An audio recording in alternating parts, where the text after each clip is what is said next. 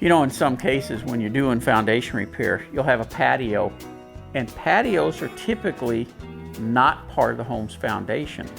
4-inch concrete, unless there's beams in it, doesn't span very well.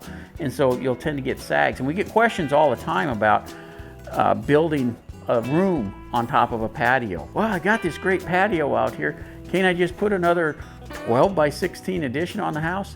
Absolutely not. 4-inch concrete cannot be leveled. If you try to pick it up, it just sags and breaks, and you're going to be in worse shape than before you started. So if you're getting ready to do an addition or something, make sure you put in a new foundation that has grade beams around the outside and cross beams to stiffen it up. That's what makes a repairable slab. Hey, for more quick tips like these, subscribe to our YouTube channel. You can get there by going to thipro.com.